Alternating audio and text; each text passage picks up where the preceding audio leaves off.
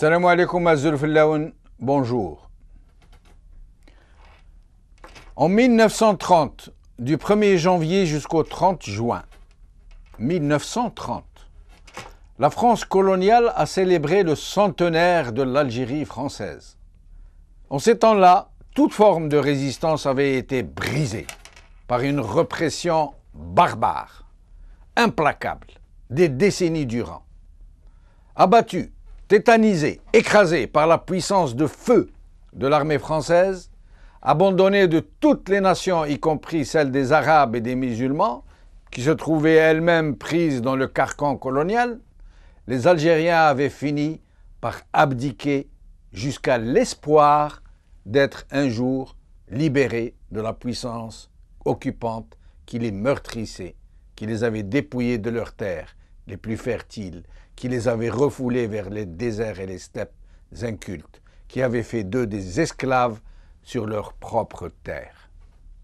En 1930 donc, lors de la célébration de ce centenaire de l'occupation française, il n'y avait plus une seule personne, pas une seule personne de sensé, y compris parmi les rares leaders indigènes, qui pouvaient imaginer seulement que l'Algérie pourrait un jour devenir indépendante. Même en rêve, c'était impensable, inimaginable. En l'état de la situation, avec d'un côté une puissance mondiale qui avait réussi à éradiquer jusqu'au sentiment nationaliste des occupants originels de l'Algérie, et de l'autre, une foule disparate, plongée dans l'indigence et l'ignorance. Une personne qui aurait pensé qu'un jour l'Algérie redeviendrait indépendante serait passée pour un comique utopiste. Qui aurait cru, en 1930, que 20 ans plus tard, une nuit de novembre, l'Algérie entière s'enflamma, qu'un petit groupe d'hommes allait provoquer l'éveil de toute une nation, la sortir de sa torpeur, de son hébétude, et qu'une des plus belles révolutions dans l'histoire de l'humanité allait rendre la liberté à tout un peuple. Qui aurait pensé que l'Algérie deviendrait indépendante en 1930 et que l'occupant français repartirait chez lui, abandonnant à jamais l'idée que l'Algérie ait pu être française, ne serait-ce qu'un seul jour. Aujourd'hui, ceux qui n'ont pas connu l'occupation et ses atrocités ne peuvent même pas imaginer que leur pays a été sous la botte coloniale pendant une longue nuit coloniale qui a duré 132 ans. Il en sera de même pour la Palestine. Aujourd'hui, hormis les héroïques résistants qui savent que leur quasi-totalité sera exterminée de toute façon ou jetée dans les geôles infâmes du sionisme, hormis un peuple qui se réduit en peau de chagrin, qui a été réduit à l'état d'esclavage sur ses propres terres, où il doit louer ses bras à ses propres bourreaux, personne au monde de vraiment sensé ne pense sérieusement que la Palestine pourra un jour briser ses chaînes, que le peuple palestinien retrouvera la totalité de la Palestine historique avant que les sionistes ne fassent même basse sur elle. Pourtant, c'est l'inéluctable issue. La maison Israël s'effondrera tôt ou tard parce que ses fondations sont faites d'un mortier de cendres et de sang, parce que sa prospérité et sa puissance militaire ne sont que le fruit d'une domination chafouine du monde entier par des groupes sionistes aux dents longues, parce que le soutien que lui apportent les plus grandes puissances du monde n'est pas celui des peuples, mais celui de valets serviles portés par le sionisme à la tête de leurs nations respectives. L'existence d'Israël ne tient qu'à un fil, celui de l'oppression, de la brutalité, de la sauvagerie, même si les médias du monde, qui sont à sa dévotion et qu'il contrôle totalement, tentent d'étouffer la voix des suppliciés palestiniens. En nous emberlificotant l'image odieuse de l'entité criminelle contre l'humanité qui semble vouloir exorciser le passé douloureux des Juifs pendant le nazisme en faisant pire que lui. C'est pour cela, mais aussi parce que partout dans le monde, les consciences s'éveillent au drame palestinien, à ce dernier peuple colonisé de la planète, que de partout, les voix des justes s'élèvent, justes, des voix justes, même parmi les juifs. Le peuple palestinien n'est plus seul. L'humanité secoue sa torpeur et découvre chaque jour qu'elle a été complice, par passivité, de crimes atroces commis sans discernement contre une population incarcérée. Une humanité qui découvre les corps déchiquetés des enfants, la dévastation des foyers et aussitôt reconstruits, dont le ciment est fait de sueur et de chants d'espoir. La Palestine renaîtra, aussi sûr que le jour se lève après la nuit. C'est la promesse des oliviers coupés par les sionistes. Aujourd'hui, nous verrons RFI. RFI. Israël lance une offensive terrestre. Al-Watan. Gaza, victime de l'inertie internationale. Libération. Les 4 morts avaient autour de 10 ans. Avec nous aujourd'hui, 2 Palestiniennes de Gaza, Nabila Kilani et Nejma Fares, et Haj Mohamed Tallahi, algérienne du Mzab.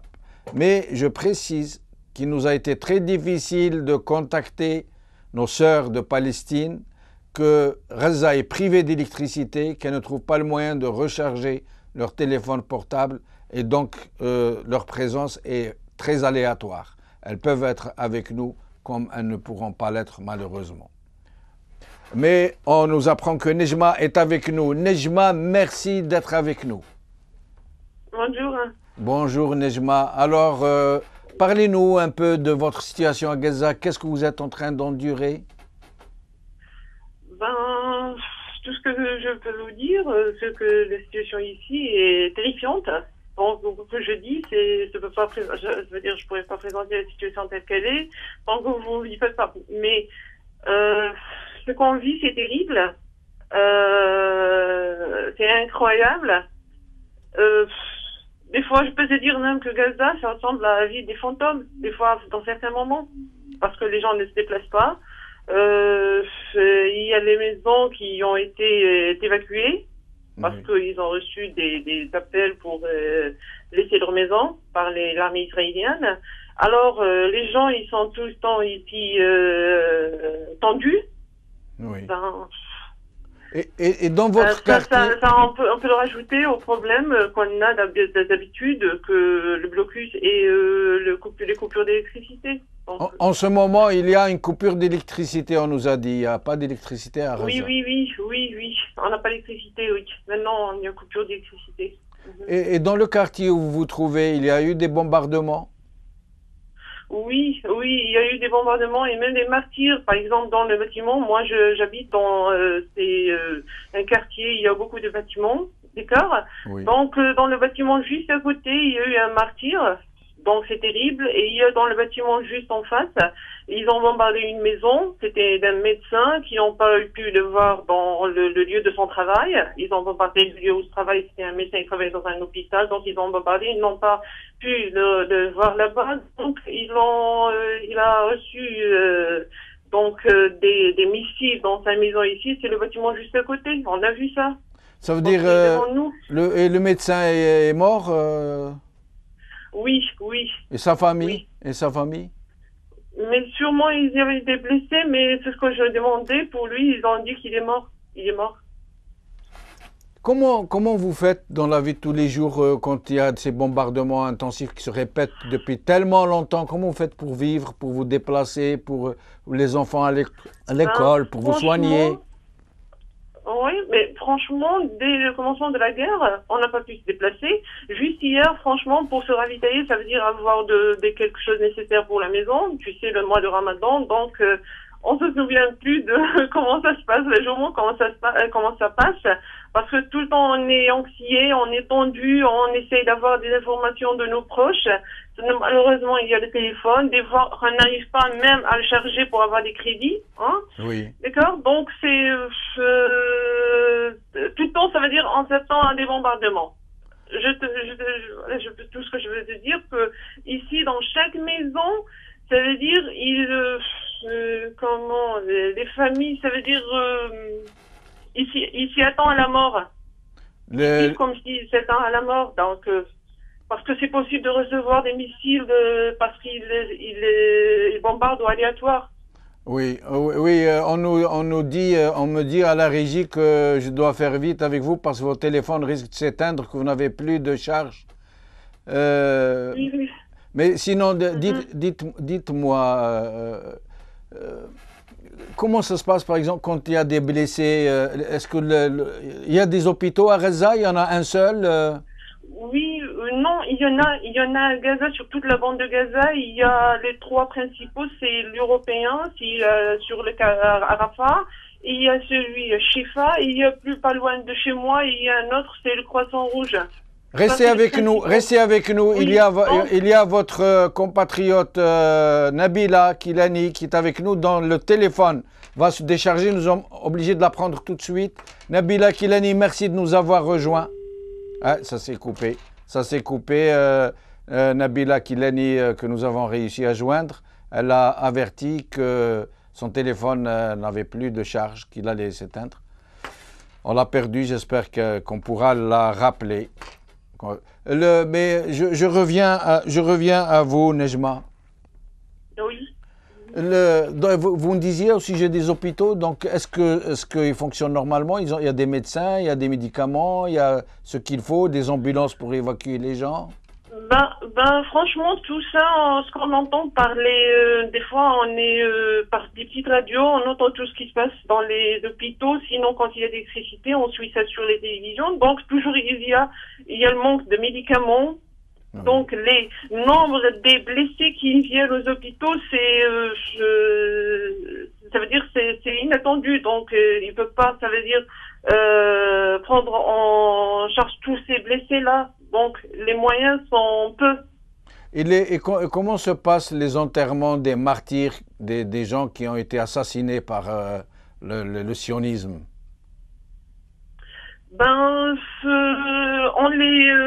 On les enterre directement. Ça veut dire on n'y attend pas. On les emmène des fois par exemple, comment ça se passe? S'il y a un martyr, s'il a été tué, ça veut dire loin de chez lui, on l'amène chez sa famille pour jeter le dernier coup d'œil sur lui, et puis on l'emmène directement à l'enterrement, donc ils n'attendent pas. C'est juste que sa famille a le droit de les voir. Et sinon, l'école, maintenant, il n'y a pas d'école, j'y présume, pour les enfants. Non, personne ne travaille pas, il n'y a personne qui travaille, il n'y a pas d'école. Déjà, c'est les vacances de l'été. Ça veut dire... Et les gens ne se déplacent plus. Déjà, les gens ne se déplacent plus. Les gens attendent que... Comment ils font les Israéliens pour vous avertir d'évacuer comme ça s'est passé il y a 2 jours? Ils ont fait évacuer 100 000 personnes de leur logement. Et après, il n'y a pas eu de frappe. C'était juste pour terroriser la population. C'est du vrai terrorisme. Mais non, c'était pas juste. C'est vrai, ils font des annonces par une avion, pour comme quoi vous évacuez les maisons. Mais il y a des annonces aussi des Palestiniens dans les radios, ne laissez pas vos maisons. Mais en fin de compte, parce que comment ça se passait hier, comment ça se faisait hier nuit, ils ont bombardé les maisons, et aléatoire. Donc les gens, c'est ce que j'ai entendu, les gens qui ont quitté leur maison, surtout les gens qui habitent les zones frontalières. Donc ils ont quitté, ils étaient obligés. Oui. Et dites-moi, maintenant ce n'est un secret pour personne, les sionistes essayent de laminer la population, de la terroriser, de la pousser à bout pour qu'elle n'éprouve plus de sympathie pour le Hamas, au contraire pour la retourner contre le Hamas, pour que les gens disent tout ça c'est à cause du Hamas, tout ça c'est à cause des islamistes. Quelle est la situation des gens, l'état d'esprit des gens par rapport à cette manipulation? Les gens, ils n'arrivent même pas, ça veut dire ils ne pensent pas à ça. Même quoi qu'il fait, le sionisme, c'est un ennemi en fin de compte, soit par rapport à la Hamas, soit par rapport à nous. Donc nous et le Hamas, toujours on a le même idée que c'est un sioniste et un ennemi, parce qu'ils ne distinguent même pas entre les militants, entre les résistants et entre les civils. Ça veut dire tout le monde est ciblé. Donc on n'a même pas le temps de penser si... Ça veut dire que vous restez unis malgré tout, malgré ces tentatives qui Oui, cherchent à vous bien diviser? sûr, on est unis, donc on est toujours...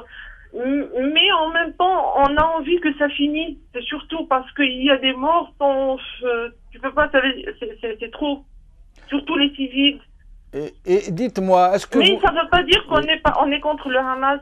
Oui. Surtout, on est avec les résistants, les militants qui sont ici. Oui, oui, oui. Et dites-moi, vous êtes au courant que le monde entier est en train de se mobiliser de partout, de quatre coins du monde. Il y a des marches, des manifestations pour la Palestine, que de plus en plus les hommes et les femmes de cette planète sont en train de se secouer, de secouer leur torpeur et de découvrir qu'on leur a menti, que les Palestiniens ne sont pas des terroristes mais des victimes et que les terroristes c'est le sionisme qui vous bombarde. Est-ce que vous êtes au courant que l'humanité tout entière est en train de se mobiliser pour vous? Oui, oui, tu sais, quand on a des fois l'occasion à l'électricité, ça veut dire accès à l'électricité, on y va sur les sites, donc on voit comment ça se mobilise, surtout nos amis en France. On a des amis français qui sont venus ici, donc ils ont vu la situation, comment ça se passe. Donc on est toujours en contact, essayer de garder contact, sinon on a les infos et il y a tout le monde qui se mobilise, c'est vrai, c'est vrai. Et ça fait vraiment plaisir d'entendre ça, au moins. Ça fait chaud au cœur. Et que pensez-vous de l'attitude égyptienne depuis que Sisi est au pouvoir? Je vais vous donner un exemple. Aujourd'hui, des médecins algériens bénévoles, bénévoles, ce n'est pas l'État algérien qui les a envoyés, c'est des médecins algériens bénévoles qui sont allés pour aller au secours de leurs frères palestiniens et pour passer par Rafah, par le corridor égyptien. Les autorités égyptiennes leur ont refusé l'accès à Gaza par l'Égypte. Que pensez-vous donc de cette attitude égyptienne? Ça, c'est pur égyptien. Je ne peux pas me mêler dans ces affaires-là, mais ce qu'on entend, c'est vrai, des fois il y a des complications, mais il y a les gens qui arrivent à passer. Par exemple, il y a des groupes des Émirats, des groupes des médecins des Émirats, qui ont réussi à passer. Et il y a aussi les ravitaillements qui ont réussi à passer. Donc il y a pas mal de groupes qui ont réussi à passer. Peut-être ils compliquent les choses, mais je crois qu'en fin de compte, ils laissent passer parce que les Égyptiens, ils savent bien ce que c'est les Palestiniens. En fait, ils sont avec les gens palestiniens et je crois que dans chaque pays arabe, même s'il y a un conflit entre ce pays et le pouvoir du Hamas, ils savent bien que les civils palestiniens, ils n'ont rien à voir dans tout ça. Donc peut-être ils compliquent les choses, mais en fin de compte, ils laissent passer. C'est ce que je crois, ce que je pense. Nejma, quel message voudriez-vous envoyer au monde, à tous les gens qui vous écoutent et qui vous regardent? Et cette émission va être relayée plusieurs fois, ça veut dire que vous allez être écouté par des millions de gens. Quel message avez-vous à leur transmettre au nom de toute la Palestine? Moi, je trouve que la mobilisation du monde entier, c'est pas mal quand même. Au moins, ça fait bouger. Il y a le ministère d'Extérieur, je crois, français, il s'est déplacé en Turquie. Donc, ça nous soutient, ça nous fait un support. Donc, peut-être un peu nous relever le moral, mais peut-être des fois ça change pas grand chose, mais ça fait quelque chose. Donc au moins pour faire bouger les gouvernements. Nejma, une question, d'où tirez-vous tout ce courage, ce magnifique courage, cet admirable courage qui vous continuez à vivre comme si de rien n'était, à rire, à chanter, malgré cette incroyable oppression. Les Ghazaouis, une fois que leurs maisons sont détruites, les reconstruisent dès le lendemain et ils bougent et ils rient, ils font des fêtes, ils se marient, ils font des enfants. D'où tirez-vous cette vitalité et ce courage? Oui, c'est surtout le cas avant la guerre. Tous les Ghazaouis, ça veut dire même les gens qui venaient de l'extérieur, ils voyaient les Ghazaouis, ils étaient surpris comment les Ghazaouis essayent de mener une vie normale malgré le blocus, malgré les coupures d'électricité. Ben, essaye de garder le moral, essaye comme si c'est rien fait, c'est surtout ça avant la guerre. Mais quand il y a la guerre, ça veut dire tout le monde est terrifié, tout le monde est tendu, tout le monde veut que ça finisse de suite. C'est vrai, on reprend après la guerre, mais ça va être, c'est pas facile, hein. C'est pas facile. Une période comme celle-là, c'est pas facile. Donc, on trouve toujours, à chaque fois, il nous faut un bon moment pour reprendre. Nejma Fares, merci infiniment d'avoir accepté notre invitation. Merci infiniment de nous avoir parlé avec ces mots du cœur. Nous vous souhaitons tout le bonheur. Nous savons que la Palestine sera libre. Nous le jurons même que la Palestine sera libre. À un de ces jours, j'espère vous revoir bientôt sur la chaîne El Magharibiya. À présent, je vais accueillir Haj Mohamed Tallaï. Haj Mohamed, merci d'avoir patienté, de nous avoir laissé la priorité à notre sœur palestinienne. Oui, salam alaikum. Wa alaikum salam wa rahmatullah. Alors, Haj Mohamed Tallaï, compatriote mozabite qui vit à Alger, réputé maintenant désormais sur notre chaîne pour sa grande sagesse. Je rappelle que vous avez à peu près 80 ans, je crois. Dans les environs, bien sûr. Dans les environs. Vous savez, Haj Mohamed, il y a maintenant un discours qui circulait à un certain moment en Kabylie où on disait « Oh, ils soutiennent les Palestiniens, ils ne soutiennent pas la Kabylie ». Maintenant, les gens disent, il y a un certain discours, ils disent « Oh, ils soutiennent les Ghazaouis, ils ne soutiennent pas Ghardaya ». Moi, je sais d'où vient ça vient de milieux évangéliques, ce qu'on appelle les sionistes chrétiens, qui essayent d'inséminer en notre cœur le poison, comme s'il pouvait y avoir une compétition entre des solidarités. Comme si le fait de soutenir Gaza pouvait nous empêcher de soutenir Ghardaya. Comme s'il y a une surenchère. Mais votre présence ici parmi nous est la preuve vivante que ces gens se trompent et qu'ils n'atteindront jamais leur but. Que pensez-vous de ce que vous venez d'entendre de la part de Nejma Fares de Gaza? C'est avec beaucoup d'émotion que j'ai écouté notre sœur Nejma. Que dire, yani, c'est vraiment admirable. Allah yakun ma'ahum, Inch'Allah. Pour reprendre yani, Ghardaya et Gaza, le principe de base, c'est Man lam yahtam bi umur al-muslimin falaysa minhum. Barakallahu fik. Donc, en tant que musulmans, notre devoir d'être partie prenante de tout ce qu'endure le peuple palestinien. Et Dieu sait ce qu'il endure, surtout en ce moment. Je rappelle que c'est une répétition d'il y a quelques années où le même type d'acharnement a été déjà fait et ça se répète à plusieurs reprises. Donc c'est comme si on attendait que le peuple palestinien essaie de se reconstruire pour le ramener à la case de départ. Exactement. Et que pensez-vous de l'attitude des dirigeants arabes? Je ne parle pas des peuples arabes qui bouillonnent littéralement, et même des peuples qui ne sont pas arabes, hein, des peuples qui sont plus ou moins affiliés à l'arabité, des peuples musulmans, des Kurdes, des Berbères, tout genre de populations qui sont proches des Arabes, mais qui ressentent ça en tant qu'humains d'abord. Oui, nous faisons la différence.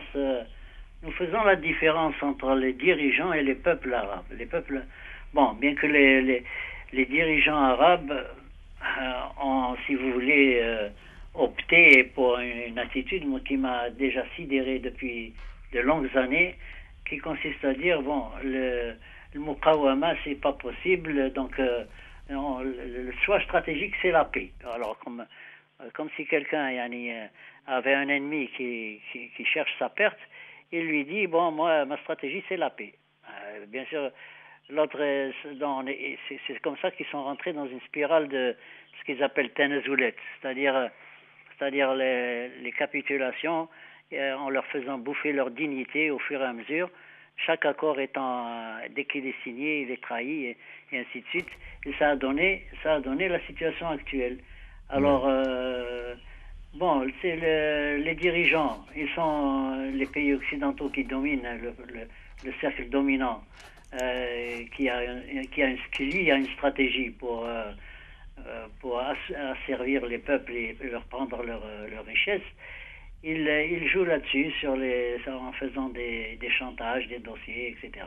Mais en ce moment, les opinions publiques occidentales sont en train de se secouer. Il y a des manifestations monstres un peu partout. Demain, à Londres, oui, il y a une manifestation, on s'attend à une foule très, très dense. Oui, mais on a souvenir de manifestations semblables il y a quelques années. Oui. Sans que c'est débouché sur quelque chose de concret. C'est vrai. Donc il ne s'agit pas de manifester, bon c'est bien, mais agir sur le comportement des dirigeants, c'est autre chose. Là, je voudrais citer un petit peu la stratégie qui est faite. Un célèbre journaliste belge, oui, dont je ne veux pas dire le nom, que vous connaissez peut-être, il a démonté un petit peu comment dire, la manière de faire, la procédure utilisée par les pays occidentaux pour faire habiller la vérité par le mensonge. Oui. Alors il dit par exemple, il faut cacher l'objectif. Bon, l'objectif, c'est de dominer le pays en question. Par exemple, il cite la Libye. Oui. L'objectif étant de voler le pétrole libyen. On monte tout un scénario en disant que voilà, on est en train de sauver Benghazi, etc., d'un massacre annoncé, etc. Oui. Et on cache l'histoire de la Palestine. Pour la Palestine, on cache l'histoire. Exact. On dit que c'est une terre sans peuple. Pour un peuple sans terre. Sans terre, etc. Oui. Oui. On diabolise l'adversaire. L'adversaire, c'est terroriste, etc. Et on inverse. La victime devient l'agresseur. Voilà. Israël, Meskin, est obligé de se défendre. Meskin. Oui. Et Mohamed, on monopolise le débat. On monopolise le débat. On laisse pas parler la vérité. La victime. De vérité. Voilà. Haj Mohamed Tallaï, oui, un dernier mot peut-être. Oui, moi je voudrais aussi dire que il y a une comparaison que je fais personnellement, je ne sais pas si elle est juste, ce qu'il a été fait aux tribus indiennes. Exact. Avec l'eau de vie et les Winchester pour prendre leur territoire. Oui. J'ai l'impression que le monde arabe, il subit en commençant par l'Irak et avec tous les pays que vous connaissez. Ô combien la comparaison est vraie. Ô combien. Merci Haj Mohamed Tallaï, en espérant vous revoir bientôt. Cette émission est maintenant terminée. En espérant vous revoir demain. Salam alaikum, Azul Fillaoun. صحفتكم